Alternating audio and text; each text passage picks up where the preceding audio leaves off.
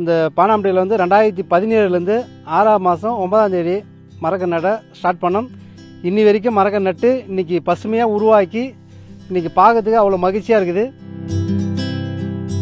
மரத்தை வச்சா தான் அந்த வெப்பத்தை நம்ம குறைக்க முடியும். அந்த மாதிரி முடிஞ்ச வரைக்கும் அவங்க ஊரில் ஒரு மரக்கன்று வச்சு நம்ம இன்றைக்கி பராமரித்தா இன்றைக்கி இயற்கையை காப்பாற்றலாம். மரங்களையும் மனிதர்களையும் பிரிக்க முடியாது என்பதை உணர்த்தும் வகையில் பானாம்பட்டு ஏரிக்கரையில் கருவேல மரங்களை அழித்து பறவைகளின் சரணாலயமாக மாற்றியுள்ள விவசாயி குறித்த செய்தி தொகுப்பினை தற்போது பார்க்கலாம்.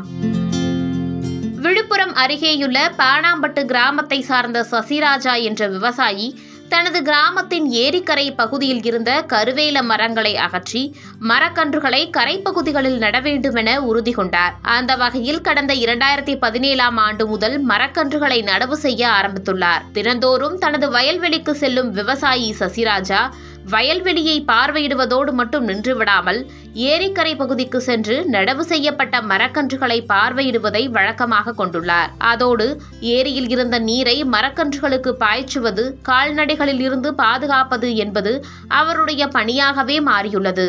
அதன் மூலம் 555 ஏக்கர் பரப்பளவு கொண்ட பானாம்பட்டு ஏரிக்கரையில் 5500க்கும் மேற்பட்ட மரக்கன்றுகளை நடவு செய்து சிறிய வனப்பகுதியாக மாற்றியுள்ளார். பானாம்பட்டு ஏரிக்கரை பகுதியில் தனது சொந்த செலவில் மரக்கன்றுகளை நடவு செய்த சசிராஜாவிற்கு நாளடைவில் நட்பு வட்டாரங்கள் மூலம் பிறந்த நாள் கொண்டாடுபவர்களின் நினைவாக மரக்கன்றுகளை வாங்கி தர சொல்லி அந்த மரக்கன்றுகளை அவர்களின் பிறந்த நாள் நினைவாகவே நட்டு வைத்து பராமரித்து வருகிறார். அதன் மூலம் வெப்பமயமாதலை தவிர்க்கவும் இயற்கையை பாதுகாப்பதில் விழிப்புணர்வு ஏற்படுத்துவதை மரக்கன்றுகள் வைப்பதன் மூலம் தடுக்க ஒவ்வொருவரின் பிறந்த நாளின் போதும் மரக்கன்றுகளை பெற்று நடவு செய்து பலரது நினைவில் பிறந்த நாளன்று மரக்கன்றுகளை நட வேண்டும் என்பதை விதைத்து வருகிறார். இதன் மூலம் இலுப்ப மரம், சிவகுண்டல மரம், ஆலமரம், அரசமரம், புளியமரம், காட்டுவா மரம், அத்திமரம், நீர்மருது, மாமரம் என 27 வகையான மரக்கன்றுகளை நட்டது இன்று மரங்களாக உயர்ந்து இயற்கையின் நிழலாக காட்சியளிப்பதோடு பல்வேறு வகையான பறவைகள் தங்கி செல்லும் சரணாலயமாகவும் மாறியுள்ளது.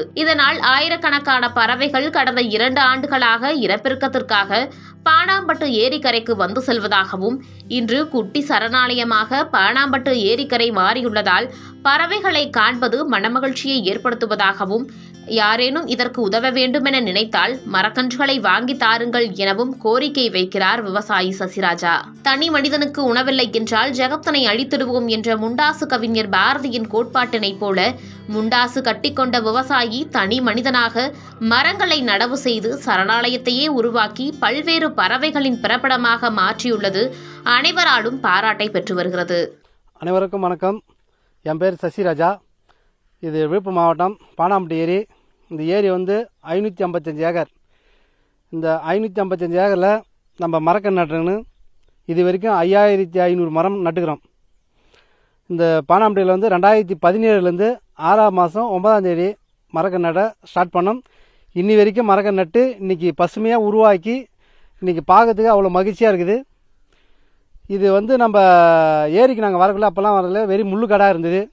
இந்த முள்ளுக்காடை எப்படி நம்ம மாற்றணுன்ட்டு சரி இது மரத்தை வச்சா தான் நம்ம முள்ளுக்காடை அழிக்க முடியும்ட்டு இங்கே மரத்தை வச்சு இன்றைக்கி ஒரு 27 ஐட்டம் மரம் நாங்கள் வச்சு இந்த பானாம்பட்டு ஏரி கரை ஒட்டில் வச்சு இந்த கரைக்கும் நல்லா சாங்காக இருக்குது. அந்த மாதிரி எல்லாமே இந்த மாதிரி நம்ம அந்தந்த ஊரில் ஒரு முயற்சி எடுத்தால் நம்ம மரக்கன்று வச்சு இன்றைக்கி இயற்கையை பாதுகாப்பு பண்ண முடியும். இன்றைக்கி வெப்பங்கள் அதிகமாக இருக்குது, இன்றைக்கி வெய்ய அதிகமாக இருக்கிறதுனால நம்ம வந்து எப்படி அதை குறைக்கணும்னா மரத்தை வச்சா தான் அந்த வெப்பத்தை நம்ம குறைக்க முடியும். அந்த மாதிரி முடிஞ்ச வரைக்கும் அவங்க ஊரில் ஒரு மரக்கன்று வச்சு நம்ம இன்றைக்கி பராமரித்தா இன்றைக்கி இயற்கையை காப்பாற்றலாம். இன்றைக்கி நம்ம ஊரில் மரக்கன்று வைக்கிறதுனால தான் இன்றைக்கி இயற்கை வந்து பறவைகள் அவ்வளோ பறவைகள் வருது. இது வரைக்கும் 66 இந்த வருஷத்தில் பார்த்தோன்னா 66 பறவை வெளிநாட்டு பறவை வந்துக்குது அப்படின்னு கணக்கு எடுத்து சொல்லிக்கிறாங்க. ஃபாரஸ்ட்டில் வந்து பார்க்குறாங்க, நிறைய பேர் வந்து பார்த்துட்டு எங்களுக்கு சொல்லிக்கிறாங்க. அந்த மாதிரி நம்மளுக்கு அந்த பறவை பார்க்கல எங்களுக்கு அவ்வளோ மகிழ்ச்சியாக இருக்குது. ஏன்னா இந்த மரத்தை வைக்கிறதுனால தான் அந்த பறவைகள் வருது. அதை பார்க்கறது எங்களுக்கு எவ்வளோ சந்தோஷமாக இருக்குது. இந்த இயற்கையை பார்க்கறது எங்களுக்கு அவ்வளோ மகிழ்ச்சியாக இருக்குது. அந்த மாதிரி முடிஞ்ச வரைக்கும் அவங்க ஊர் ஏரி கரையில் இல்லை ரோட்டில் ஒரு பிறந்த நாள், ஒரு கல்யாண நாள், ஒரு மரக்கன்று நட்டால் நம்ம இயற்கையை பாதுகாப்பலாம். மரம் நடுவோம், மழை பொழிவோம்.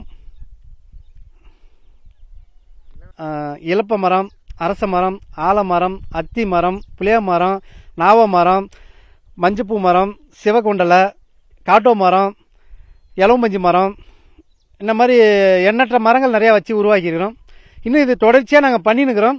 அந்த மாதிரி இன்னும் வர இளைஞர்களுக்கு வந்து எங்களுக்கு ஊக்குவிச்சிருந்தா இன்னும் மரங்கள் நாங்கள் இன்னும் நிறையா வைப்போம். இப்போ போன வருஷம் ஒரு 500 மரம் ஒரே நாள் ஒரு ஃபங்க்ஷன் முடித்தோம். இப்போ இந்த சீசனில் வந்து ஒரு 1500 மரம் ஒரே நாள் ஒரு திட்டங்க வச்சுக்கிறோம். அது ஏரிக்குள்ளே தண்ணிக்குள்ளே வைக்கிற அந்த மரம், அது தண்ணிக்குள்ளே இப்போ நிறையா மரம் துளுத்து வருது. இந்த 9ஆம் மாதம் ஸ்டார்ட் பண்ணுவோம், ஒரே நாள் 1500 மரம். அந்த மாதிரி முடிஞ்ச வரைக்கும் அந்த மாதிரி மரக்க நட மரம் தான் வாங்கி தர மாதிரி இருந்தாலும் வாங்கி கொடுத்தாலும் நாங்கள் எங்கள் ஊரில் வச்சு பாதுகாப்பு பண்ணுவோங்க. அரசு கோரிக்கை என்னன்னா, இந்த மாதிரி தொண்டு சமூக ஆர்வலர் வந்து ஊக்குவிச்சுன்னா இன்னும் நாங்கள் மரக்க நிறையா நடுறதுக்கு விருப்பம் இருக்குது. எங்களுக்கு நிறையா செய்யணும். நாங்கள் ஏரிக்கு வரக்குள்ள அங்கே வந்து ஒரு முள்ளு கடாக்கு அந்த அனுமெல்லாம் நடக்க முடியும். இப்போ வந்து இதெல்லாம் சீர் பண்ணி வச்சுக்கிறோன்னா இது நாங்கள் சொந்த முதல் போட்டு தான் சீர் பண்ணி வச்சுக்கிறோம். அன்றைக்கி வந்து ஏரியில் வரீங்கன்னா முள்ளு செடியில் கீழே குனிஞ்சு தான் போனோம். இது எப்படி அழிக்கணும்னு ஒரு பிளானிங் பண்ணோம். ஏன்னா மரம் வச்சேன்னா அந்த முள்ளு மரம்லாம் கிளம்பாது. அதனால் அந்த மரத்தை உருவாக்கணும். இன்றைக்கி முள்ளே இருக்காது. இப்போ பாருங்கள், நீ இந்த மரம் வச்சனால முள் அழிச்சிட்டோம். அந்த மாதிரி அந்த சீமக்கருவலன்ற வந்து தண்ணி நீரோட்டம் அதிகமாக இருக்கும். நம்மளுக்கு வெப்பம் வந்து நம்ம உடம்புல இருக்கிற நீரே அந்த முள் மரம் ஏற்றுக்கும். அது வராதால தான் நாங்கள் அந்த கரை மேலே எல்லாத்தையும் முள்ளெலாம் பிடிங்கி போட்டு மரத்தை வச்சு உருவாக்கிக்கிறோம். வணக்கம். இங்கே பாருங்கள், இப்போ தான் பானாம்பட்டி ஏரி. இந்த பானாம்பட்டி ஏரியில் பார்த்தீங்கன்னா என்ன ஒரு விஷயம்னா, மாமா வந்து ஒரு 7 வருஷமாக மரம் வளர்த்துனுக்குறாருங்க.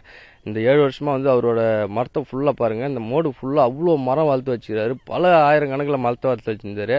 என்ன விஷயம்னா, இதில் அவ்வளோ ஒரு அற்புதமான விஷயம்னா, மாமாவோட உழைப்புன்றது வந்து அவ்வளோ கஷ்டமான உழைப்புங்க. இந்த உழைப்புன்னா அவர் வந்து ஒரு தனிப்பட்ட மனிதனாக இவ்வளோ நாள் வந்து பாருங்கள் எவ்வளோ போராட்டங்கள் பண்ணி இந்த செடி எவ்வளோ பாரம்பரியம் பண்ணி அவ்வளோ அற்புதமாக அந்த மரத்தை வளர்த்து வச்சுருக்காருங்க. இன்றைக்கி பார்த்தா இன்றைக்கி இவ்வளோ வெய்ய அடிக்குதுங்க. என்ன இருந்தாலும் 1000 வீட்டில் போகிறதாலும் ஒரு மனசுக்கு ஒரு நிம்மதி இல்லைங்க. அதனாலவே நம்ம ஏரிக்கார மோட்டுக்கு வந்து அந்த மரத்துக்கு அடியில் வந்து உக்காந்து பார்த்தோன்னா அவ்வளோ அற்புதமாக அவ்வளோ ஜில்லுன்னு இருக்குது. மனசுக்கும் அவ்வளோவும் ஒரு உற்சாகமாக இருக்குதுங்க.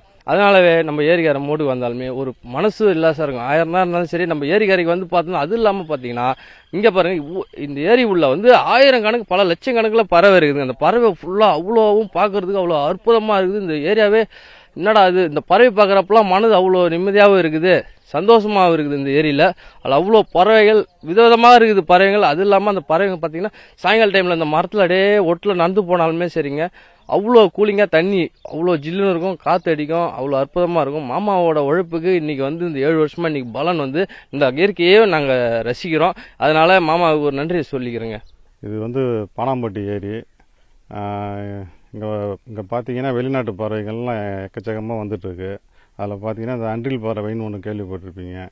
அது அப்படியே நீங்கள் நேரில் வந்து பார்த்தா தான் தெரியும் அதோட அழகு. அது வந்து இந்த வருஷம் எந்த வருஷமும் இல்லாமல் இந்த வருஷம் வந்து அவ்வளோ குஞ்சு பொறிச்சு ஏரி ஃபுல்லாக அதுங்க தான் இருக்காங்க. அது இல்லாமல் கூட பார்த்தீங்கன்னா எக்கச்சக்கமான வெளிநாட்டு வாத்துகள், இந்த தட்டவாயன்னு சொல்லுவாங்க, குள்ள உள்ளான்னு சொல்லுவாங்க.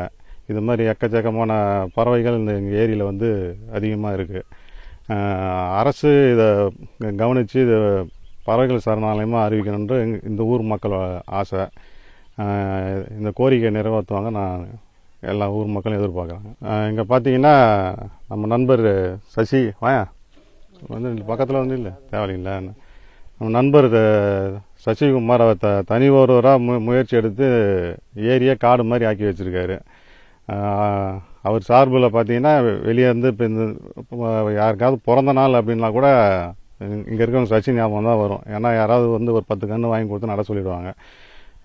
சும்மா இருந்த ஏரி இன்னைக்கு பார்த்தீங்கன்னா அப்படியே காடு மாதிரி இருக்குது. பறவைகள் வர்றதுக்கு முக்கிய காரணம் ஒரு காரணம் சசிகுமார் அவர்கள் தான்.